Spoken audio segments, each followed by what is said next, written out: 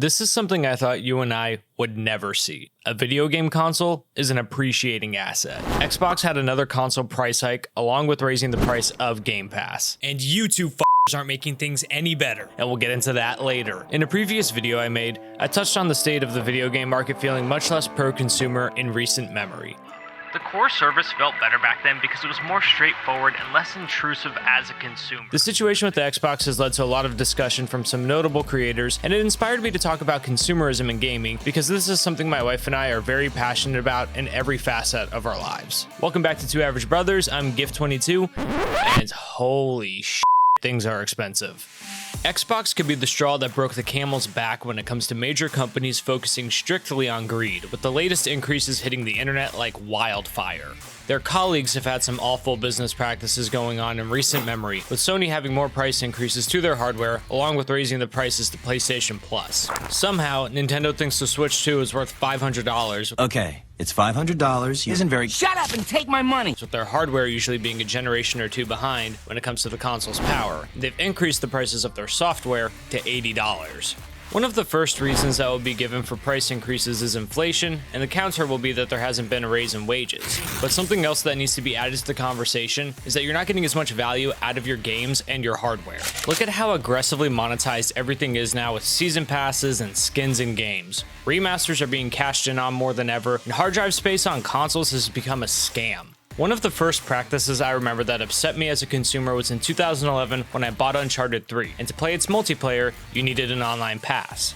If you bought the game brand new, the online pass came with it. If you bought a game used, you would have to pay $9.99 for the online pass. A Quarter Disorder article published in 2011 by Tim Bowman talked about the topic with one very interesting line in the article. Game publishers like Sony, Electronic Arts, and Ubisoft are putting the online pass vouchers into games in an attempt to curb used sales by retailers like GameStop and others. This is a statement that has aged disturbingly well. When you look at all the free-to-play games, game subscription services, and digital storefronts, publishers are attacking the secondhand market more maliciously than ever. I'll get into my personal reasons for what I love about the secondhand market and why it's important later in the video. Online passes were like a test to see where they could squeeze more money out of gamers. By 2013, this practice would be phased out due to customer dissatisfaction and, more importantly, lack of profits.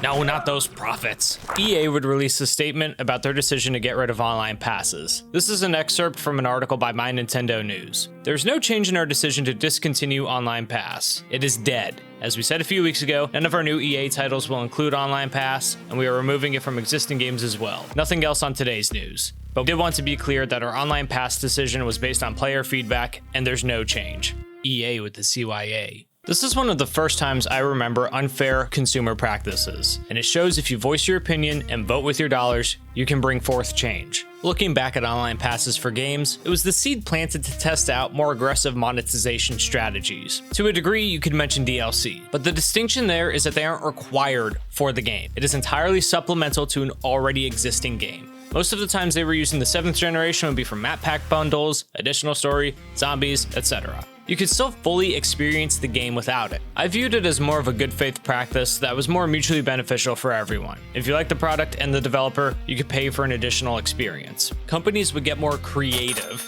in the 8th generation. That would bring forward games as a service strategy, microtransactions, and free-to-play models. Games as a service would pull from the idea of DLCs in the form of expansions in games like Destiny and The Division. In this case, it made the DLC essential to understand what was going on in the story, and on top of that, you would have to pay for skins and outfits in the game. Remember when you got rewarded with this stuff by playing the game? What started as expansion packs that enhanced the experience of a game became essential to understand what was happening in the game at higher price points. It effectively became a workaround for sequels. And just look at how this has continued to progress and make a load of major releases feel more homogenized, all the way down to games' user interfaces.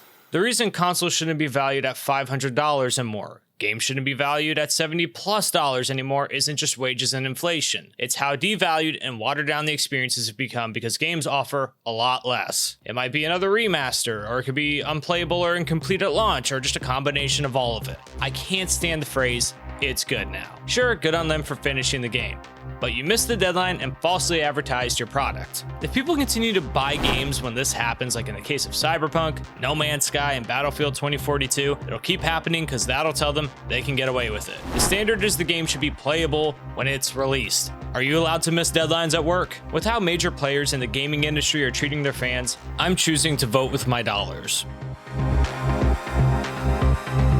First off, I'm never going to buy a PS5, Switch 2, or whatever word salad Xbox is on now. For my personal preference, I've never been much of a huge Nintendo gamer, so I feel like I won't be missing out there. In the case of Sony and Microsoft, their exclusives generally end up on Steam at one point or another.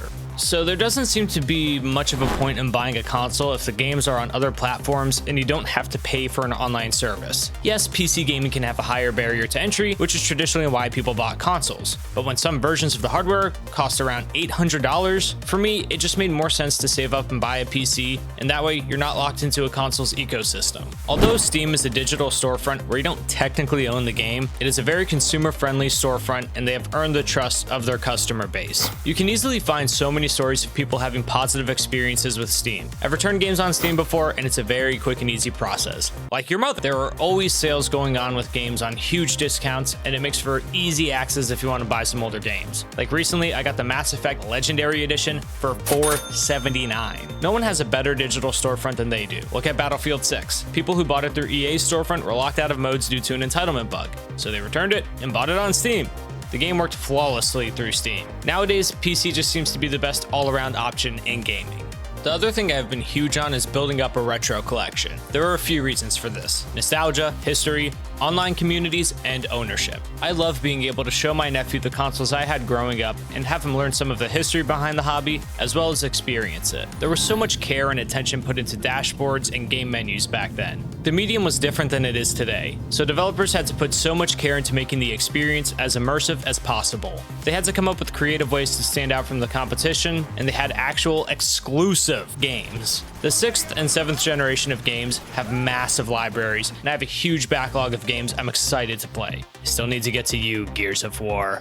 It is so valuable to me that I own the hardware and these games because we have seen these practices of ownership get so bad that it sparked the Stop Killing Games movement. There's no ownership, and you're supposed to be okay with renting until they decide to remove a game and you don't get a refund.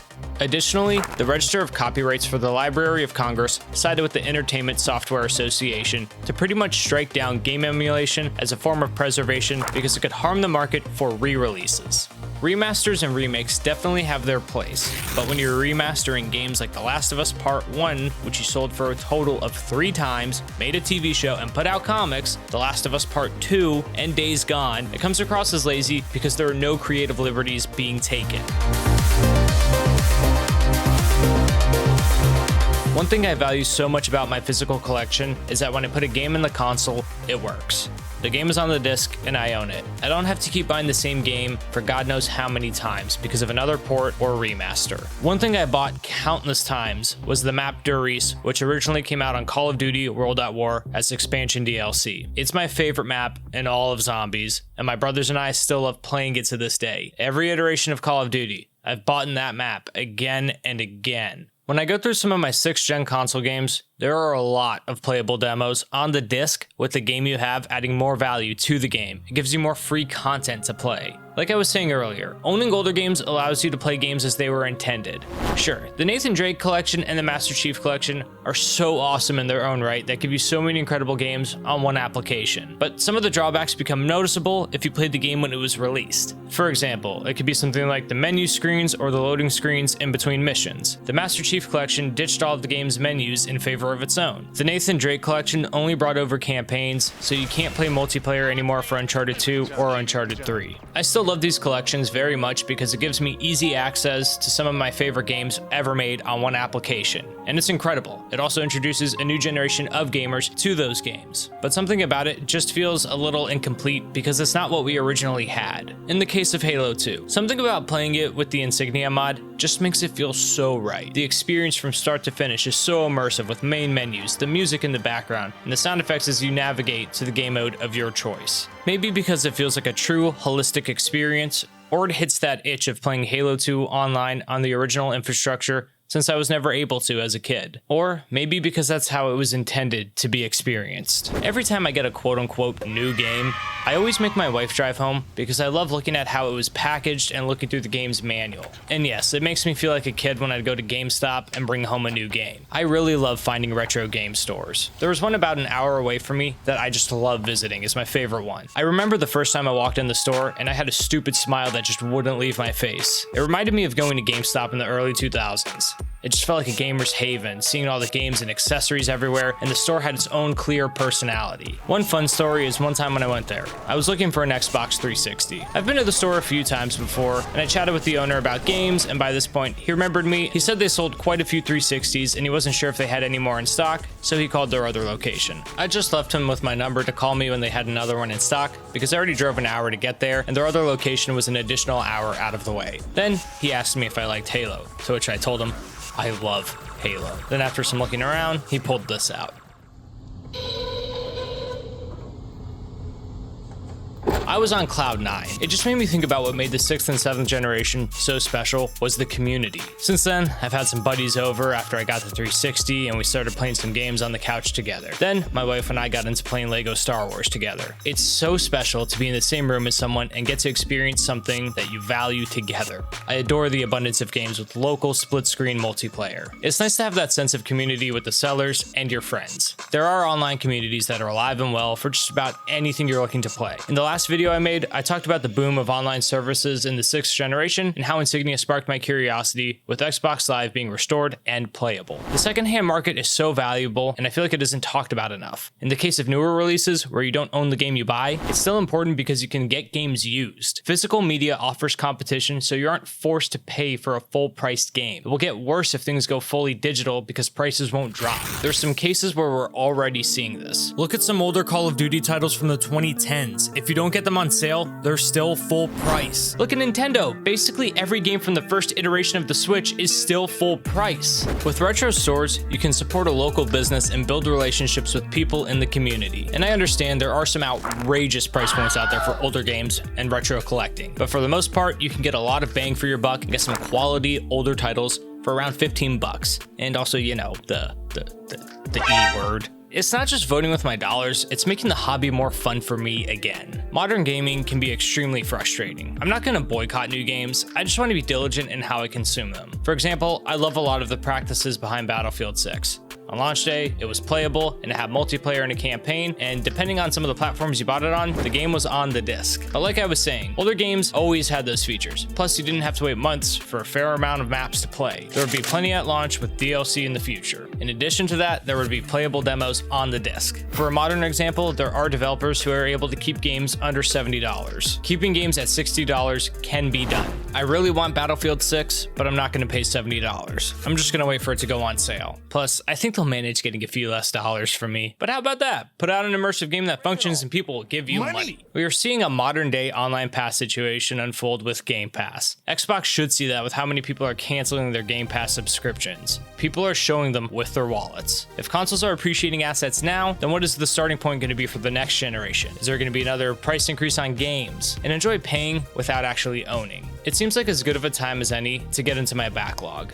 That is also some of the logic behind Steam. Play what you want and get some great deals along the way. Games aren't exclusive now anyway. I'm having a lot of fun with older consoles and PC gaming, and modding is a huge part of that too. I love having friends over and being able to give them a controller so we can play something together. I really love exploring retro game stores. It's still exciting to me looking for a particular game and finding it on a shelf at a store. My white whale recently has been Fusion Frenzy for the Xbox. Yeah, I could get it on eBay, but Thrill of the Chase or something like that. Oh yeah, and eBay lots for games are awesome too. I'm tired of greed and never-ending consumption. You bought an overpriced game? What about our season pass? In-game credits? Skins that have nothing to do with the game? You don't want to miss out, right? Oh well, It's tough out there for us multi-trillion-dollar companies. so we're raising prices on you too amid our massive layoffs. I want gaming to be more of what it used to be like. I miss it. It wasn't too long ago when Nintendo banded together after the Wii U flopped to make the Switch, And who remembers when Nintendo helped save the Seattle Mariners? The foundation of the Xbox and the Xbox 360 was being developer-friendly and gamer-friendly. They showed so much goodwill selling the Xbox out of massive manufacturing loss, and they were acted in good faith after the Red Ring of Death. Sony recognized their mistake at the start of the 7th generation, with the PS3 launching at $500. They were able to make the console more affordable, it offered free online multiplayer, and eventually, they arguably came out on top at the end of the 7th generation.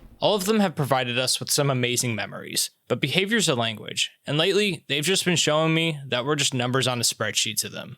This is what is within my reasoned choice, to vote with my dollars and be conscious about my consumerism. This is just my personal take on the current state of the video game industry and how I'm choosing to engage with the hobby. It is up to the individual to decide what is best for them. There's a lot of power in your voice and what you choose to consume. Together, we can make gaming what we want it to be.